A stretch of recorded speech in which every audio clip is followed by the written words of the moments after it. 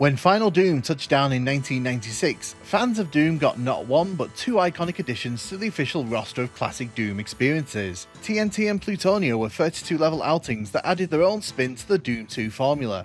Developed separately from each other, the two-level packs had their own distinct vibe and difficulty curves, bringing interesting new ideas to the table while also not straying too far from that expected Doom 2 formula. Which one you prefer kinda comes down to how you like your Doom experience, but I think even the most veteran of Doom fans will admit that they're both welcome additions to the canon of Doom. Some of the levels even made their way over to PlayStation 1 as part of that console's version of Final Doom, which contains more master levels than levels from either of these WODs, but don't get me started on that. But would it surprise you to learn that there was potential for a third mystery episode that was briefly considered for the package, but ultimately that didn't go anywhere? According to Tom Mustaine, who has level credits in TNT, Master Levels and Memento Mori, another WOD was pitched to id Software's Sean Green for consideration in the Final Doom compilation. This mystery third WOD was another 32-level set, primarily developed by Tom and his father, with the help from other members of Wraith Corporation, a group that existed solely to release Doom compilations and featured several notable Doom level creators from the time. This group would only ever collaborate on two Doom compilations, but they are both noteworthy, the other being the partial conversion called Hell to Pay. Reportedly, id Software responded positively to the level collection, however it was stated that it was simply too late for the level set to make its way into the Final Doom collection. That didn't stop Tom though. He partnered up with the game publisher WizardWorks and released the 32 level set as a retail package in 1996. Yes, this was another WOD collection that you had to pay for. Interestingly, a demo of Perdition's Gate was released as part of the D-Zone Gold releases and also put on the internet for download. To play the full level set though, you needed to pay up. So what's in this package? Well, to be honest, it's actually a pretty great selection of classic Doom levels. There's new music, new textures, and 32 new levels to play around in. It even comes packing its own backstory, helping to set the tone for the adventure within. Perdition's Gate doesn't do anything outlandish with the Doom 2 formula. It doesn't introduce new weapons or enemies, which was very in line with Final Doom's direction. This is achieved through both text blurbs on the end of the level's screen, which serve as little story updates, but also through the use of the levels themselves. There are certain levels in this one which serve more as story-driven encounters, and I like how they're handled. The main levels themselves are pretty fun to blast through, and I think that the overall experience is definitely a positive one. There's a nice mix of longer outings and shorter ones that serves more as challenge maps, in particular in the final section, which leans more into this category.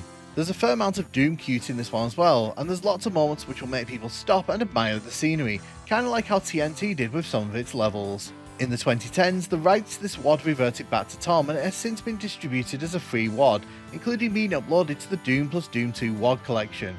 So I guess the big question here is, would this have been a good addition to the Final Doom collection? To answer that, it's important to look at the feedback and discussion around the WOD in the years since its release. Overall, the Doom community has mixed sentiments towards this particular WOD. Its levels are viewed as fun but inconsistent, atmospheric but very varied in length, that in particular throws some people off, as well as other various large megawads released by the community. The likes of Memento Mori 2 touched down in 1996, and that offers the exact same level of experience as Perdition Gate does, only without the price tag. And I think that's the important issue at the core of all this. Unfortunately, a lot of its competitors were releasing around the same quality, but without that price tag. And that might sound harsh, but this was 1996. Doom was fairly old news in the FPS game by this point, and a lot of the hype that sprung up around the game's initial release in 1993 had evaporated. Casual audiences simply weren't that interested in Doom at this stage. They had the likes of Duke Nukem 3D and Quake to play with, so the pool of people that would have been interested in this kind of package was already small. By charging for this experience in 1996, you really needed to deliver something special. While I like Perdition's Gate and all the things it tries to do, I just don't think it does enough to justify that price tag in 1996. From a personal perspective, I played many Doom WODs in 1996 and I didn't pay for any of them, nor did my dad. I would compare this favourably to a lot of those WODs, but they were not paid content. And that's a key part of this discussion, whether you think that's fair or not. The reality is this is just more of Doom 2, the same critique which was levelled at the final Doom package by reviewers and gamers at the time. I guess in that sense it actually would have made a perfect companion to TNT and Plutonia, because it received the exact same critiques that those two packages did. I think had it made it into the final Doom collection, people would probably view this a lot kinder, and the sentiment from Doom fans would be a lot softer all these years later. I definitely feel that this would have been considered at least as good as TNT. The two share a lot of ideas and level design philosophies that feel very kindring. I don't know if people would have loved it as much as Plutonia, that what specifically caters to the hardcore Doom fans, but I definitely feel Perdition's game is a nice blend of tougher outings from Plutonia and real world design that TNT tried to bring in. I'll also be honest, I think overall this is a much better level selection than that found in Doom 2. So I guess in conclusion, I'm saying Perdition's Gate is a fun collection of levels. If you haven't experienced it, I would strongly recommend experiencing it. Definitely do not feel though it was worth any price tag, and I do feel that it's not much better than the best wads being pushed out in 1996. But at the same time, it's a fun outing if you're looking for retail quality. You could do a lot worse than hunt this down and spend a few hours blasting through it. It's in the WAD section of the modern port, but it's also not that hard to find via Google if you know where to look.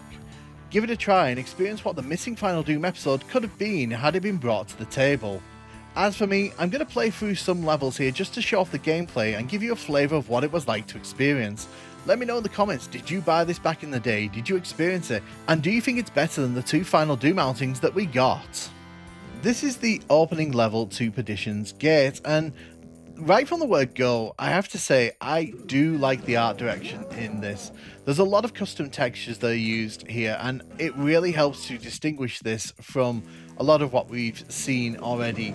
Now, when you compare this to Doom 2, I think it comes out very favourably. Compare it to the final Doom outings, which, it would have released alongside. I think that it compares very favourably to those as well. It's definitely its own kind of beast, but that's a good thing in this situation. Okay, I think there's a switch somewhere that I have to hit to get that blue armor. But what I really like is that rooms like this, for example, there's a screen there that went up, there's sort of seats here. This is supposed to be like an auditorium, and it's just really, really well done. And there's little touches like this throughout the whole of Perdition's Gate. It really does kind of lean into that Doom cute, and sometimes I'm not a fan of that. Sometimes I feel it can be very on the nose, out of place. But I feel that this WAD does just enough with it without kind of overindulging too much. Think the van in TNT. But I do like the layout of these levels. A lot of the levels in this are not that difficult to kind of navigate to find your way around. I will say that some of the middle sections, so your level 12 to level 20, some of those are very unmemorable outings, probably the weakest section of this WAD, and that's mainly because a lot of the levels kind of blend into each other. I've played this a few times over the years, and that's generally the section I forget about the most. But you can see here, it's blending the original Doom textures in with a lot of new ones. I also kind of like here that you can hit the switches and open up the hangar bay doors. That's a really, really cool touch. But it's crazy to think that this, at one point, even if it was only briefly, was being considered as part of the final Doom package. Because, honestly, I think a third WAD selection would have probably made Final Doom a lot more palatable for a lot of players, because I feel that TNT and Plutonia, they're both iconic in their own ways, but I do feel there was middle ground in the Final Doom collection for a third WAD that wasn't quite as difficult as Plutonia, but also leaned into TNT's kind of real-world aesthetics a bit more, and I definitely feel that this would have filled that gap. Now, of course, hindsight 2020, it's easy to say that all these years later. The problem, obviously, with this collection is that it didn't release as part of Final Doom. It actually released... Oh, well, that blue armor is actually open there. Excellent. It actually released as its own release, and I think that it's a lot harder to justify paying money for this in 1996, and that was kind of my argument in the opening of this video. I feel that by 1996...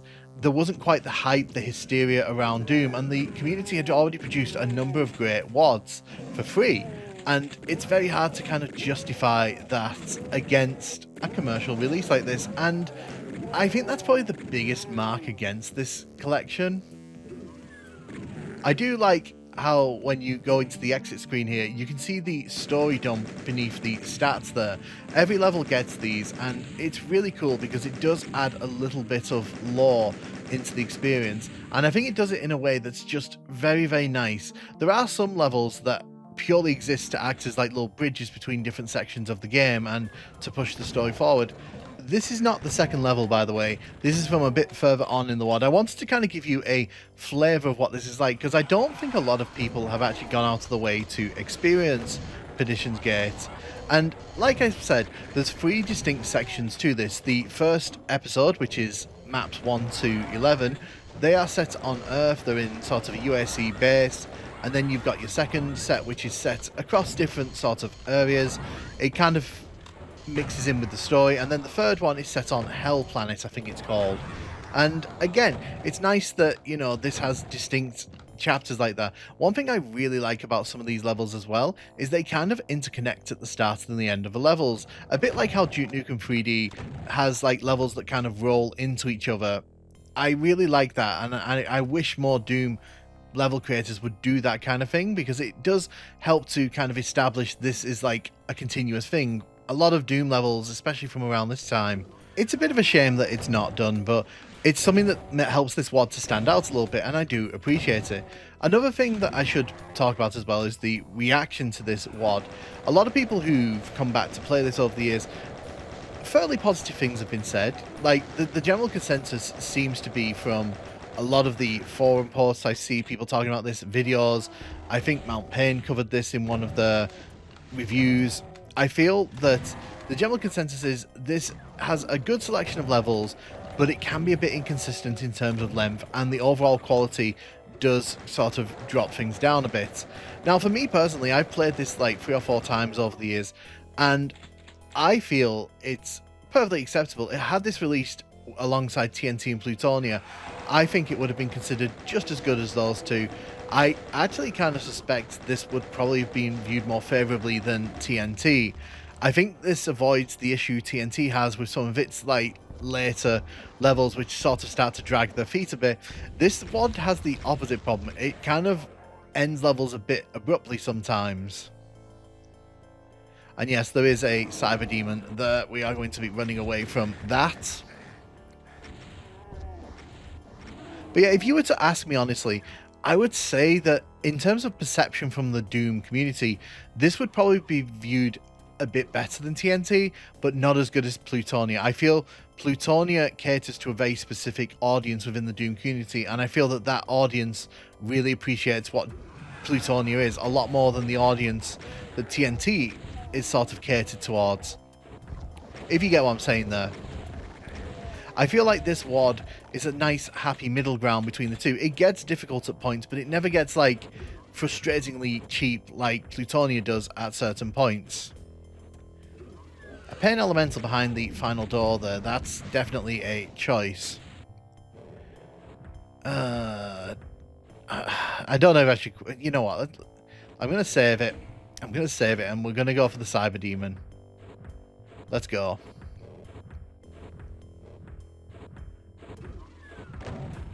Overall, though, I do appreciate this WoD, and I think that part of that appreciation comes from the fact that I didn't have to pay for it, because I hate to keep bringing that back up. It is worth bringing it up, because it was a big deal. Like, not many Doom WoDs got commercial releases. This is one of them, and I feel that, like I said earlier, a lot of the buzz around Doom had sort of died off by 1996, so whereas with the lost episodes of Doom, it released at a time when people were clamoring for more Doom. People just wanted more Doom. I feel that in 1996, especially after several commercial releases, the appetite for classic Doom had kind of faded away a little bit, and I'm not sure if like releasing this as a commercial product has done it any favours in terms of its long-term reputation.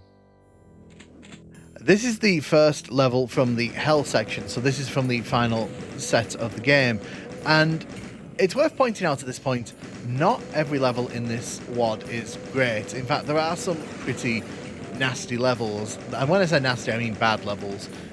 And the thing is, like, you get that in 32 level WoDs. Not every outing is going to be an absolute banger, but I think it's worth pointing out that I think in terms of consistency, this is a bit better than Doom 2. Doom 2 was kind of all over the place in terms of level quality. I think this hits more of a kind of middle line, and it sticks to it. And especially compared to TNT, where I feel like people's opinions were very split. I think if you play through this, you'll find a lot more levels that you'll like than levels that you won't like. And personally speaking, I don't mind levels being super short at points because, you know, who's got time to play a level that's like 3 hours long? I'm joking. I know people like doing that, but that's not really the way I like to experience Doom. I actually kind of like compilations like this. Personally speaking, I don't hate levels that are super short at points, especially if the level is very fun to play through. In fact, the level after this, the 22nd level in Perdition's Gate, I'd say is one of the funnest levels in Perdition's Gate, and it only lasts for about 2 to 3 minutes. But it's completely subjective, and I think that a lot of people who've come in to play this over the years since its release have come in and realised that not every level is super long. And I think that is a bad thing for some people, not a bad thing for most people, if you understand what I'm saying there. But ultimately for me, I think Perdition's Gate is actually really fun. And I think that if you come into it with the expectations of something like TNT, something like Memento Mori, a WOD from 1996, 1995, I think you're going to be very pleasantly surprised. If you come into it expecting something from like the modern era, you know, the quality and the length of levels from a lot of megawads in 2025, you're probably going to be very disappointed. But again, there's a lot here, in my opinion, that makes this worth a good look. And the fact that it's now free, you can find it for free on the internet very easily. It's on the Doom WOD section. You can experience this on your consoles, and frankly, you're basically playing it the way that it would have been experienced by everyone back in the day. And I think that's pretty cool. So yeah, Perdition's Gate, it's not the best WOD I've ever played, but I think it's definitely a very fun, very interesting slice of 1996 WOD action, and had this been put in with Final Doom, I think it would have been a more than fitting companion for the 2 WODs that were in there. And if you can, you should definitely give it a try, even if it's only for an hour or 2.